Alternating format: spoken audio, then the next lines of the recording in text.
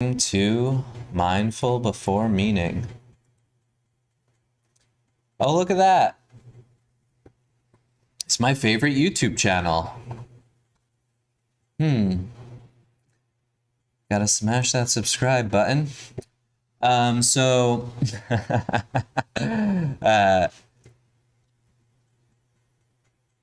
I'm gonna go, here's where the playlist is. You go mindful before meaning over to playlist. Hopefully you know that. This is the After Socrates companion, starts with the first video. In the playlist, I have also this video, Meditation Companion, Practice 1. And I'm going to meditate along with this. And I would like for you to join me.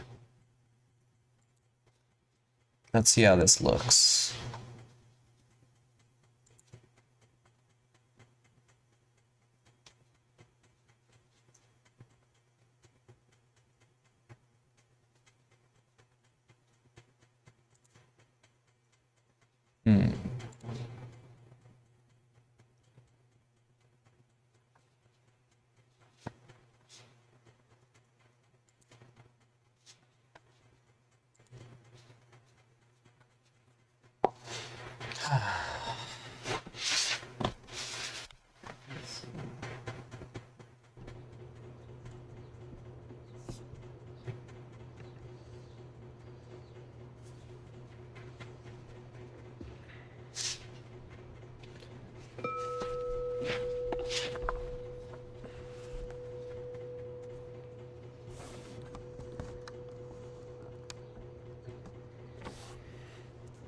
Sitting comfortably with eyes closed if you can.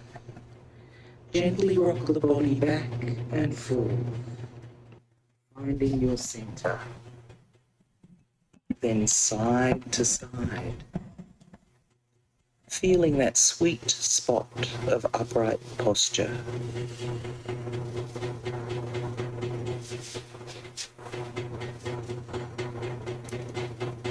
Now gently move your head back and forth, side to side, finding your center, keeping your head comfortably upright and relaxed. Take your time.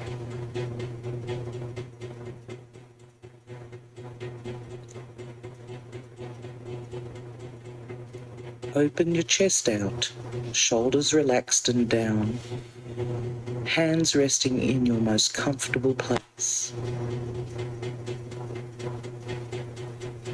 Allow your belly to relax and expand as you naturally let your breath deepen into baby breathing.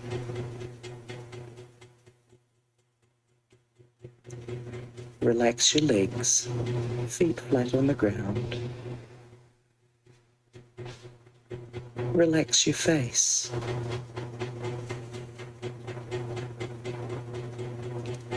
Check in with your felt sense of this posture and relaxation.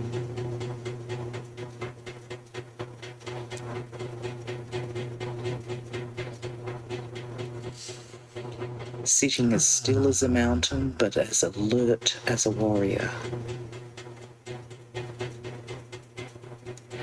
Imagine your awareness expanding like a balloon in every direction on the top of your head. Inhaling, the balloon expands out, yang. Exhaling, the balloon gathers into your third eye, yin.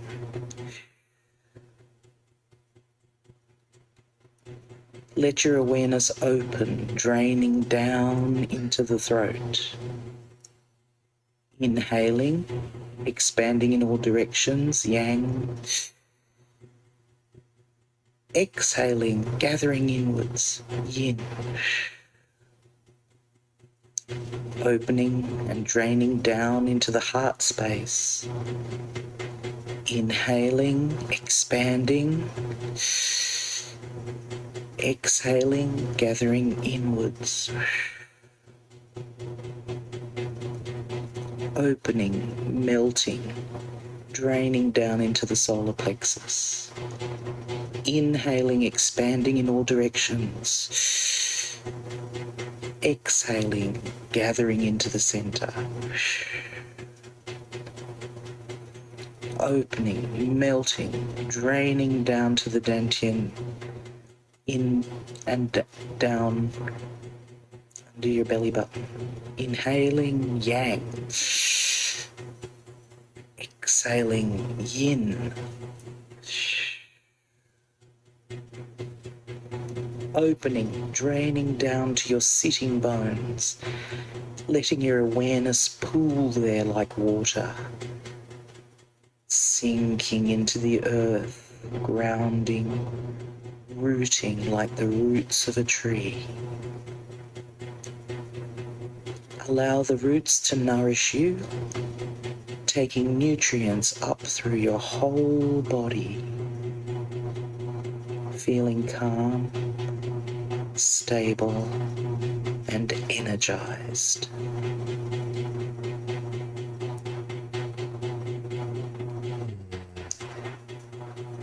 You are now ready to bring your awareness to the breath.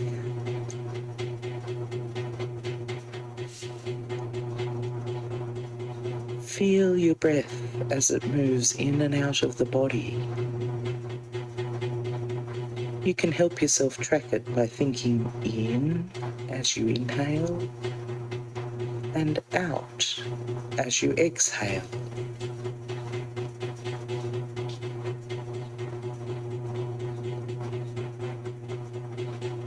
When you notice that your mind has wandered off, treat it like a naughty puppy who you love and gently but firmly bring it back to the in-breath. Oh, I love that. And the out-breath.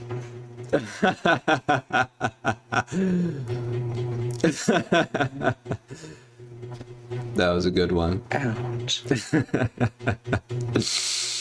In. Okay, sorry. The breath. If it helps, you can label your wandering thoughts. Thinking, thinking, thinking. Imagining, imagining, imagining. Remembering, remembering, remembering. Not allowing ourselves to become involved in the contents of the thoughts.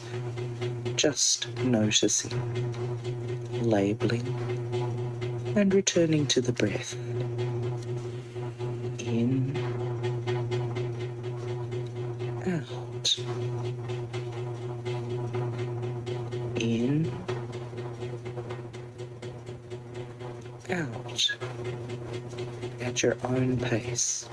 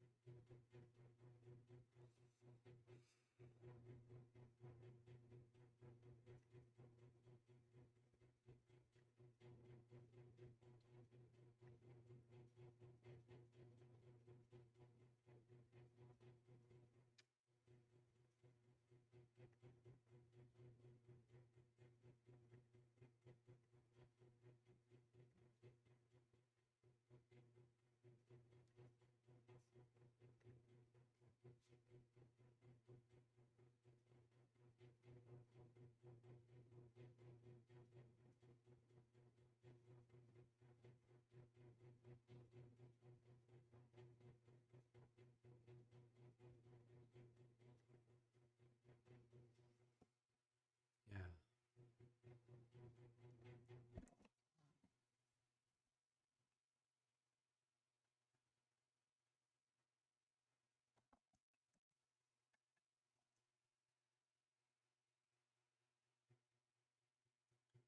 So the video is still playing, and it has come into a silent meditation, a setup,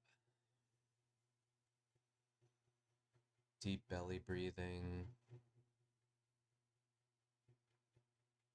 and now just breathing at our own pace.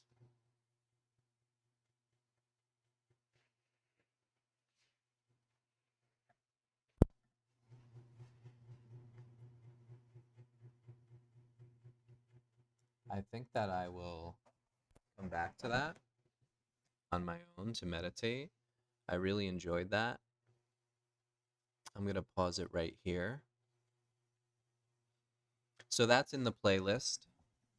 You guys can come back to that one on your own time to do the whole thing, like I will. And I look forward to doing an evening meditation practice. I might do it on my own, and I might not live stream it, but that's just an example of how I would go about using guided mindfulness audio to start my mindfulness meditation practice. I am beyond that point personally. I have already started. So I will hold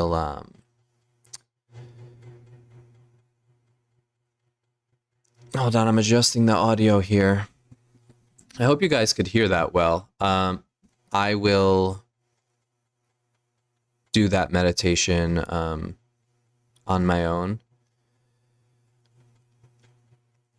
And continue to have like introductory mindfulness content here in our little mindfulness induction to our discussions. But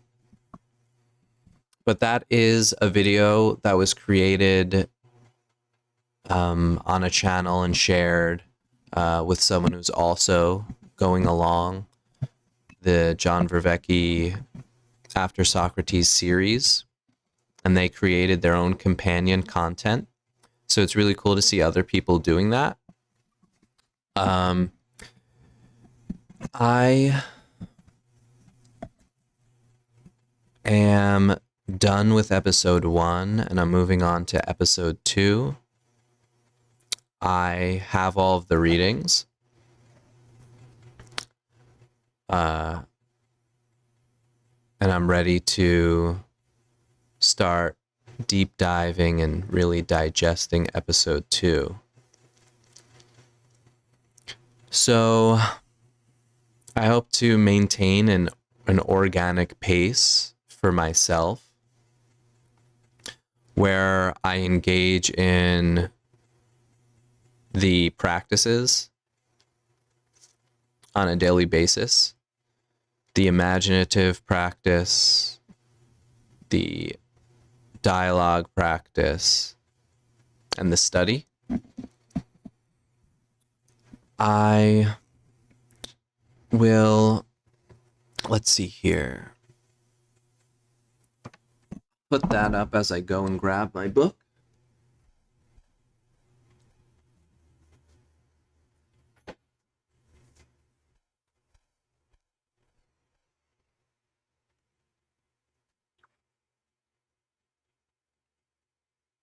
So next is likely apology.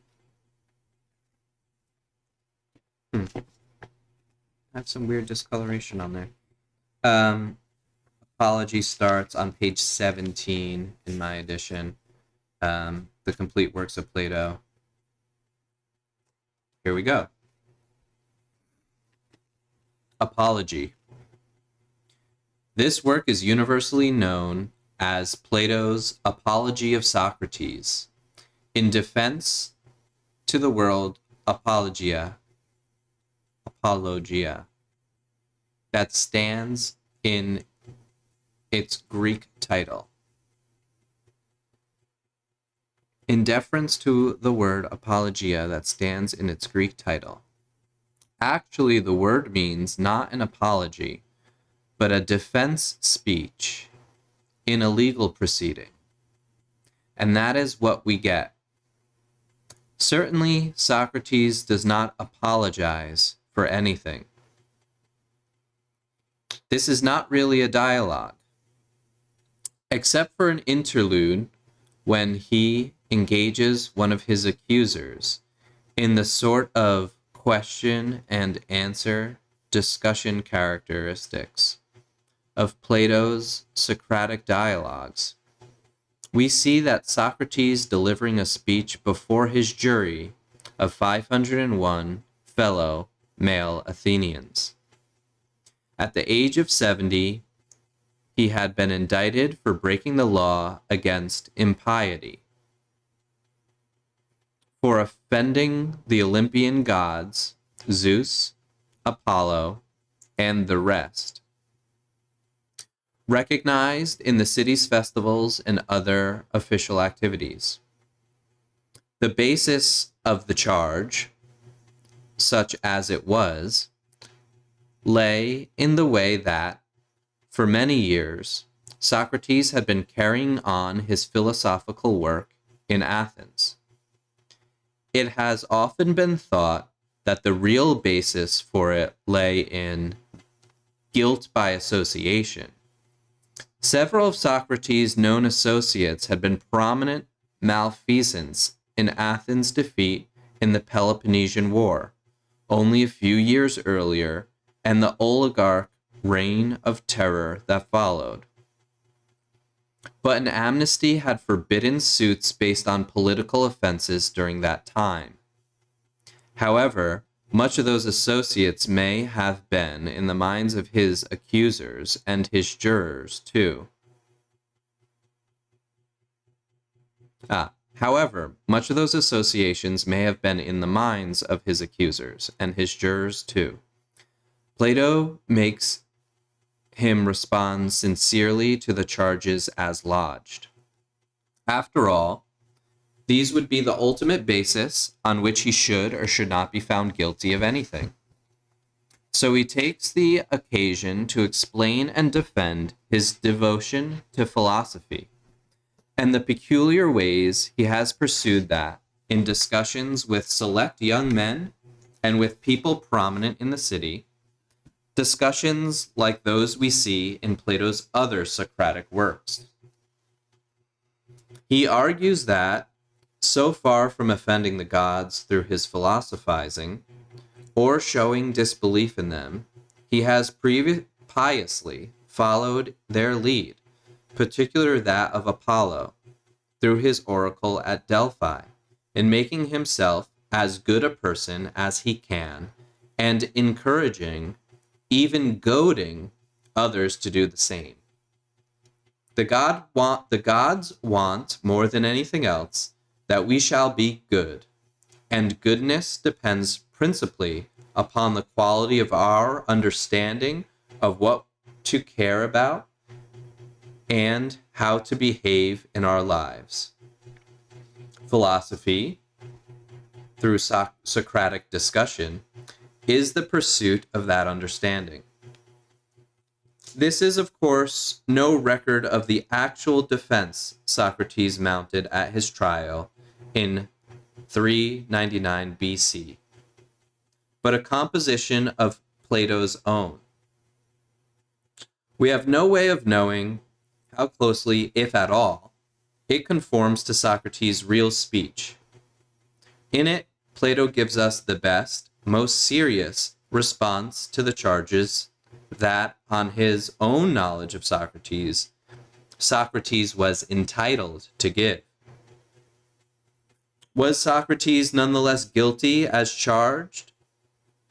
In deciding this, readers should notice that, however sincere Plato's Socrates may be in claiming a pious motivation for his philosophical work, he does set up a human reason in his own person as the final arbiter of what is right and wrong, and so of what the gods want us to do. He interprets Apollo through his oracle at Delphi to have told him to do that. As we see also from Euthyphro,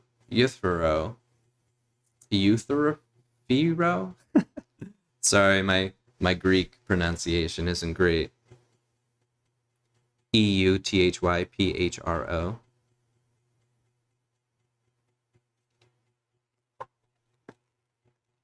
I've never seen this word before in my life.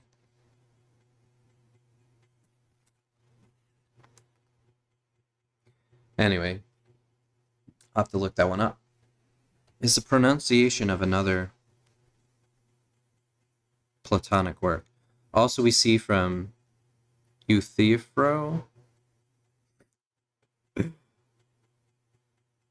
Euthyphro? Euthyphro?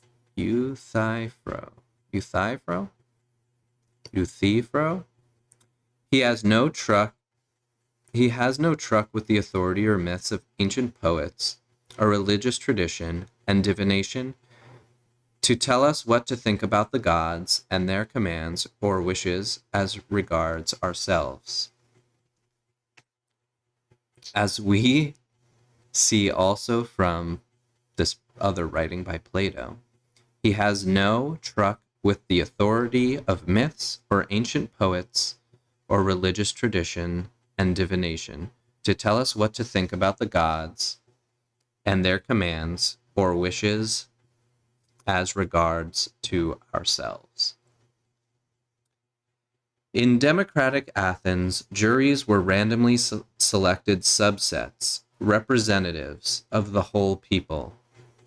Hence, as Socrates makes clear, he is addressing the democratic people of Athens, and when the jury finds him guilty and condemn him to death, they act as and stand for the Athenian people.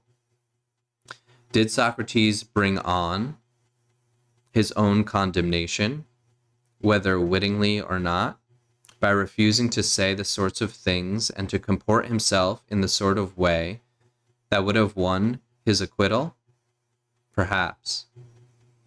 True to his philosophical calling, he requires that Athenians think honestly and dispassionately, and decide the truth of the charges by reasoning from the facts as they actually were. This was his final challenge to them, to care more for their souls, their minds, their power of reason, than for their peace and comfort, undisturbed by the likes of him. Seen in that light, as Plato wants us to see it, the failure was theirs. Dang, mob justice in ancient democratic Athens. That sounds good. I have read the Apology of Plato, or Plato's Apology, the Apology of Socrates, whatever. a few times I listened to the LibriVox audiobook of it a handful of times. I read a few different translations. I have never read this translation. And so far, this edit, all the translations seem really good. So I'm excited to read this particular version. And I will be reading it.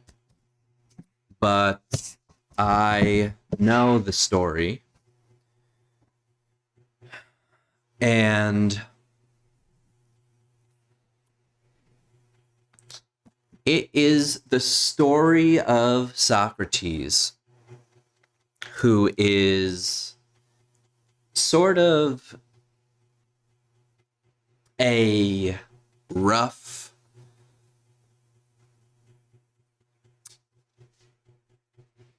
conversationalist who stands around Athens and picks arguments with people according to his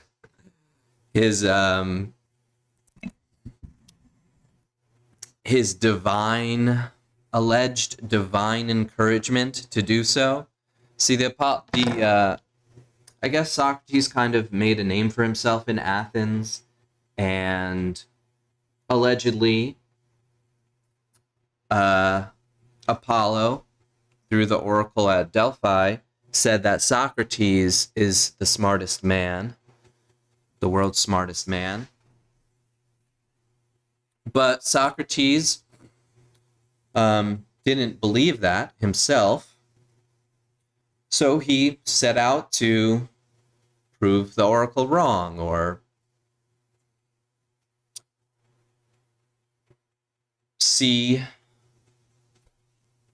prove that others were smarter than he was.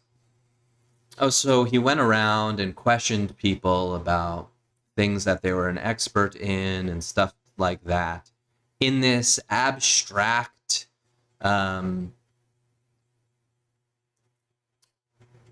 repeated question and answer, narrowing down like a definition of terms and a super high level of precision of language that would corner them into, I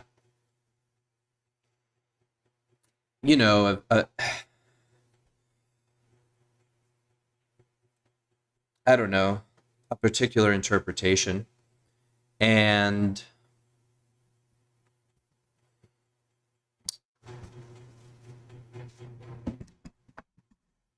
he decided that each of these people who presumably knows things doesn't know everything, but they think that they know, and he knows for sure that he knows nothing. So it goes around questioning people,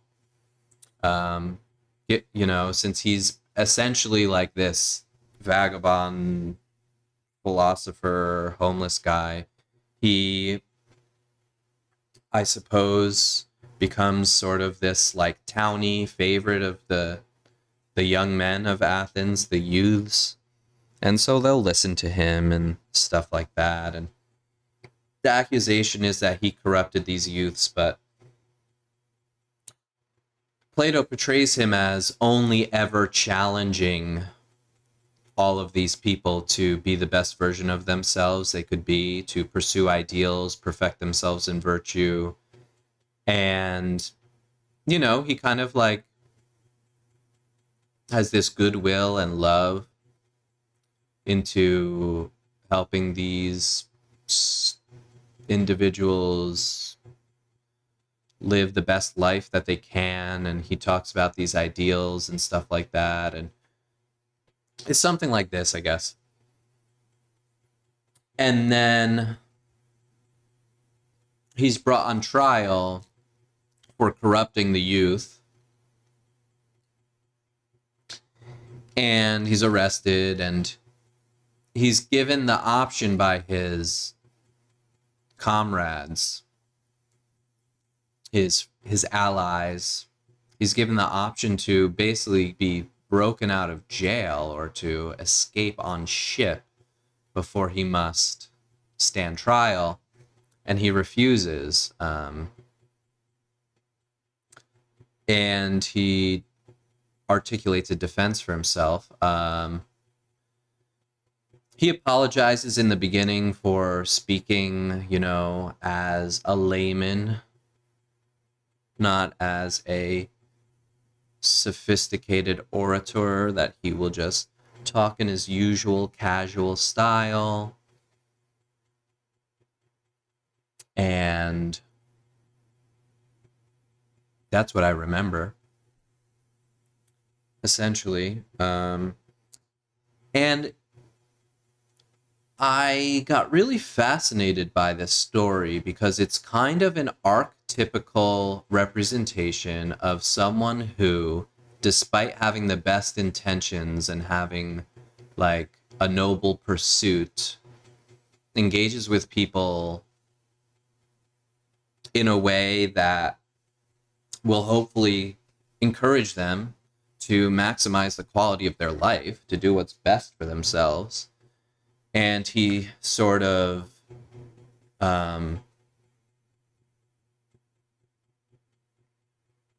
gets punished for that. And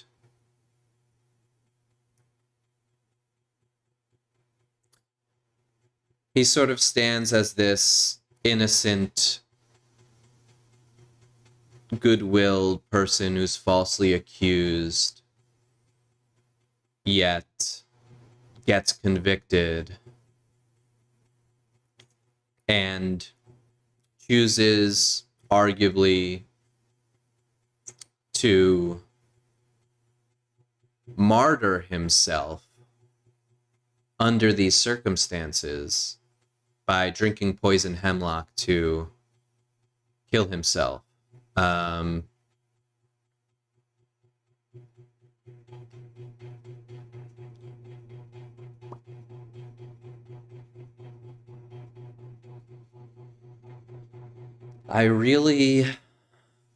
went through an interesting thing in an organization I was a part of, where I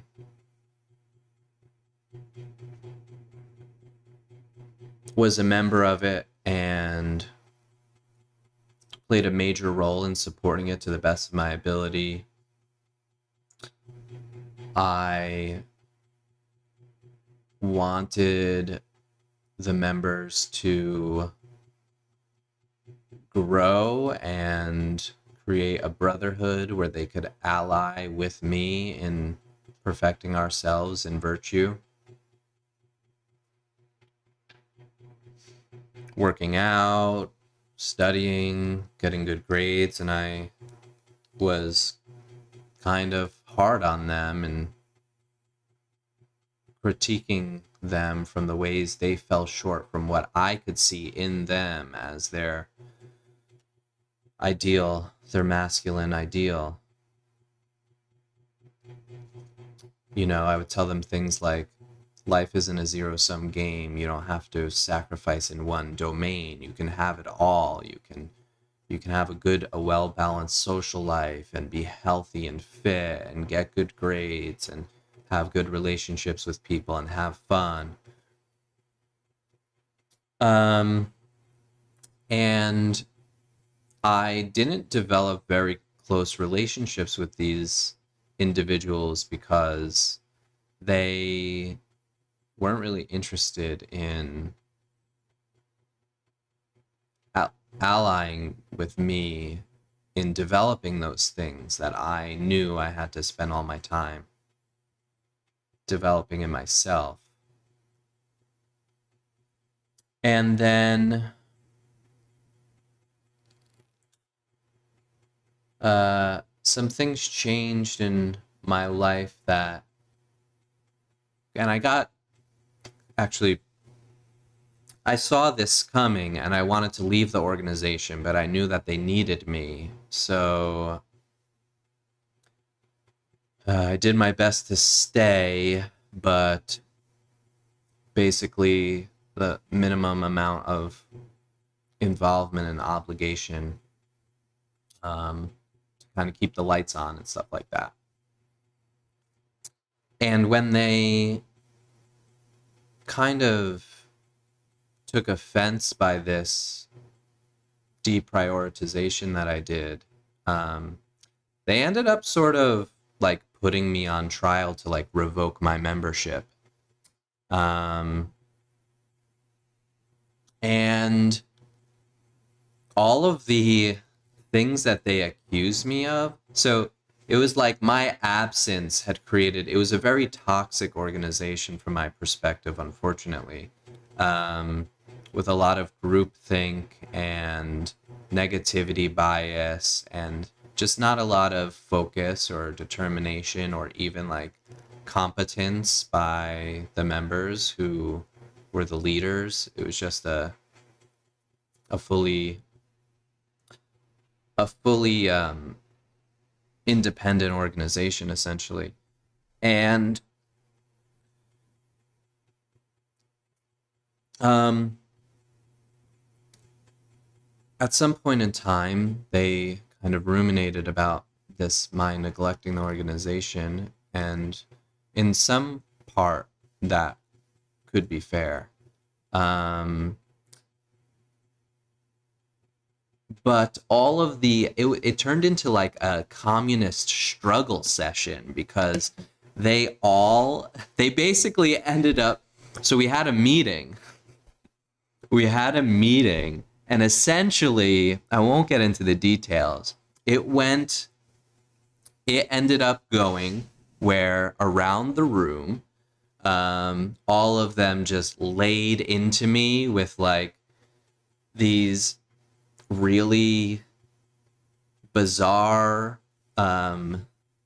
criticisms that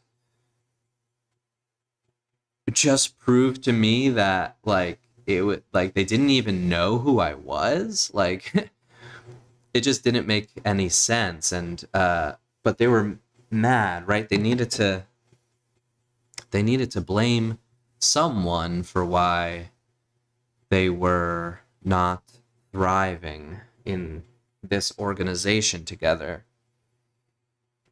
And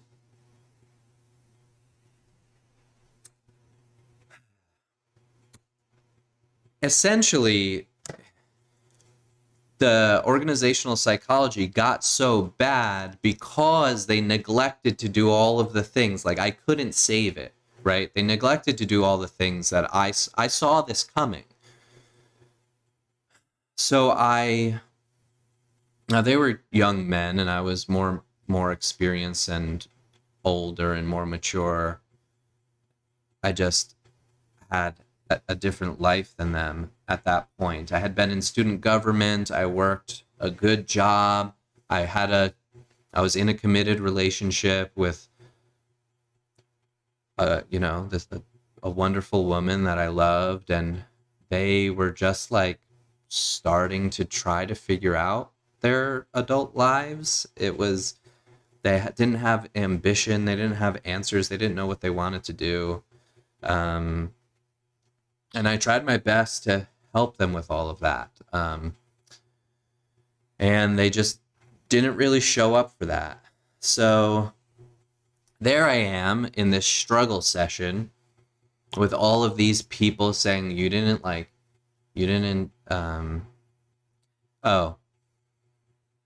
what was really funny was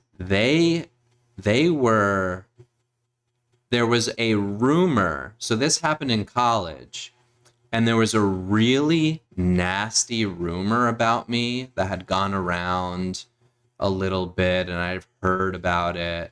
And I thought that anyone who knew me would think it was outrageous, and clearly not true. And it was kind of hurtful. Someone who knew me but really didn't like me for some reason and just wanted to do reputational damage to me spread this silly, stupid rumor.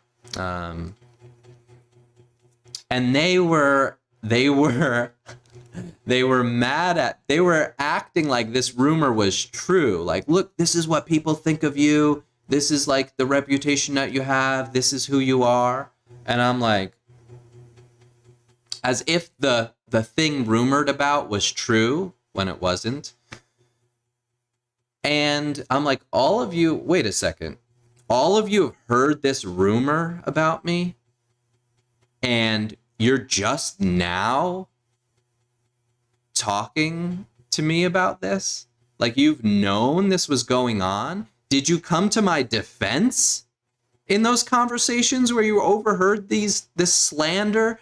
Did you come to me, and if not, did you think it was true, this outrageous, ridiculous, insidious thing? And you didn't think to come to me and talk to me and ask me what's going on, to confront me about it, to tell me that I have these people slandering me? You are all basically mad at me for being the victim of a horrible, insidious rumor. And then you could kind of see them all like, oh, man. And they came up to me afterwards, and one of them, who didn't come to my defense in the struggle session, it was like a Maoist China struggle session. He said, oh man, that was rough. I would have folded like a cheap lawn chair. It was all silly, stupid, petty drama, emotional, immature nonsense. And I was like, well, good. Thanks for telling me after the meeting, taking me aside. And I had actually asked for like special permission to leave the organization in good standing. I didn't want to, years ago, like 2 years ago. But at that point, I was so close to leaving anyway that I just wanted to finish it. And I actually I agreed to leave on good terms, because that's what I wanted, and I had wanted that for years. And that organization ended up failing. So they didn't last one semester without me. The following semester, they closed down voluntarily. Which is sad because I sacrificed a lot. But I think it was the right choice. That being said, I really related that experience that I had. The reason that story is so salient to me and I can articulate it to you, is because I spent so much time thinking about it, writing about it. These people who are supposed to be there for me were,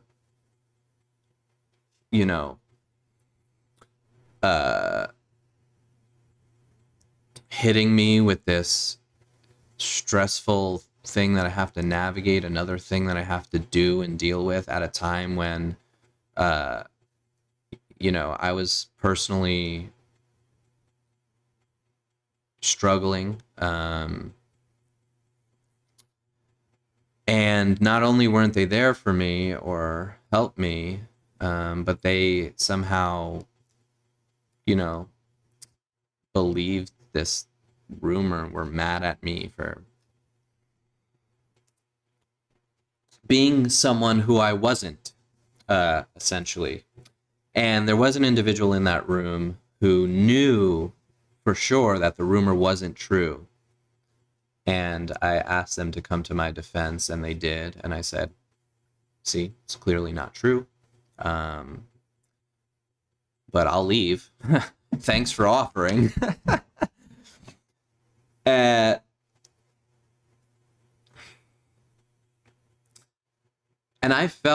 I just related, that experience followed a pattern of someone who ends up being falsely accused. And that made the apology of Socrates really salient to me. It's a masterpiece. I think maybe that whole experience that I had was kind of emotionally challenging. I felt like I had been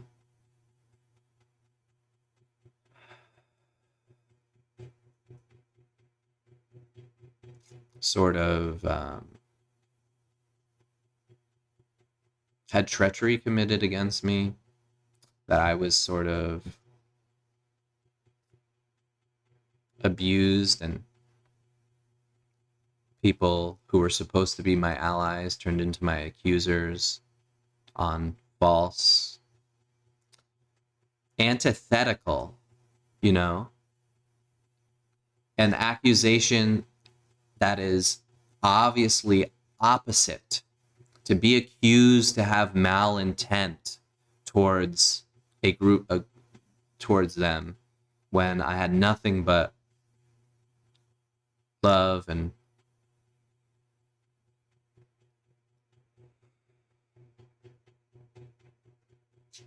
I just only ever tried to help them.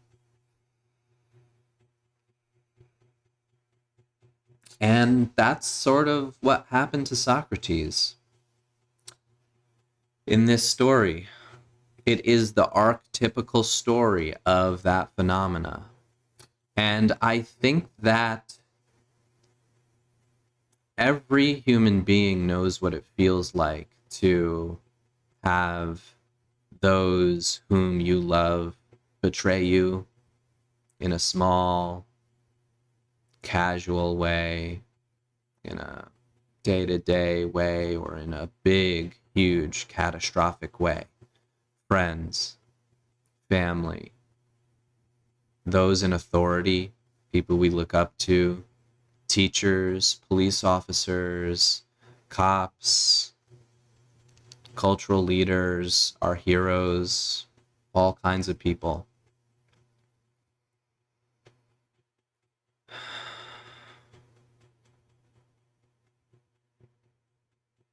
And this is that story.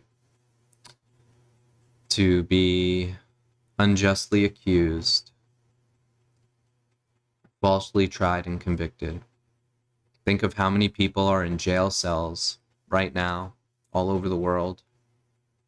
Should be at home, working jobs, hugging their kids, hugging their brothers and sisters, walking in the streets, pursuing their happiness, who are falsely imprisoned for having committed no crime, with no victim.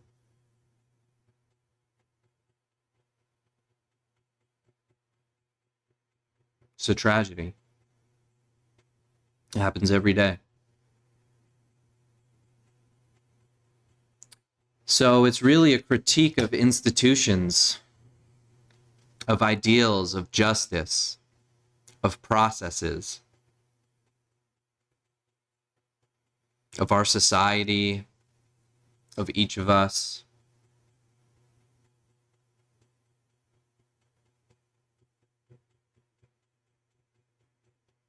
In our limited capacity to pursue virtue, to manifest justice,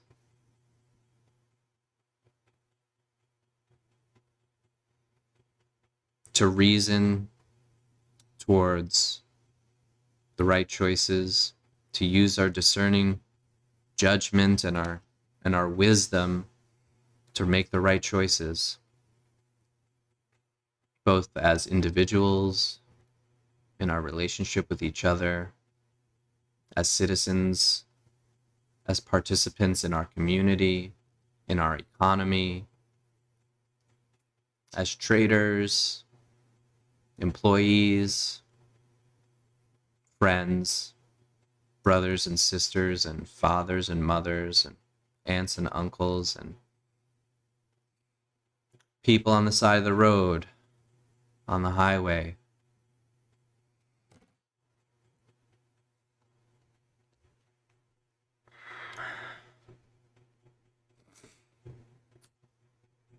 Every educated man and thinker in the Western world would have read Apology. It's translated into every language, was part of standard curriculum for hundreds of years. And there's a reason why.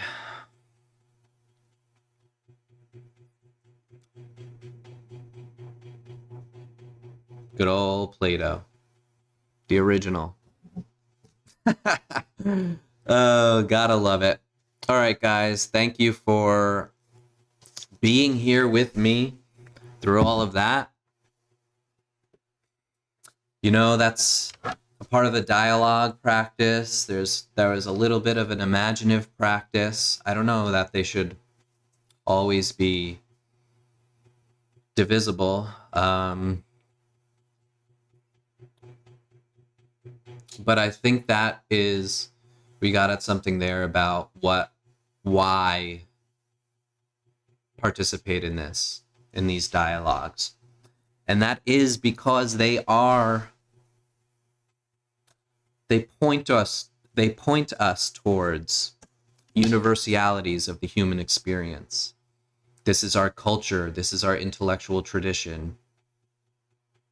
It's important to know where we came from to understand where we are and where we fit in to this time in history, who we are. As a species, essentially, it's a human level endeavor, the great conversation of the greatest minds across time. Here we are live at the peak of recorded history, in this fleeting, this ongoing miracle that we have before us, which is the present moment. It's the only thing that we can have. It's here, it's now. The past and the future, we don't have. We only have here and now.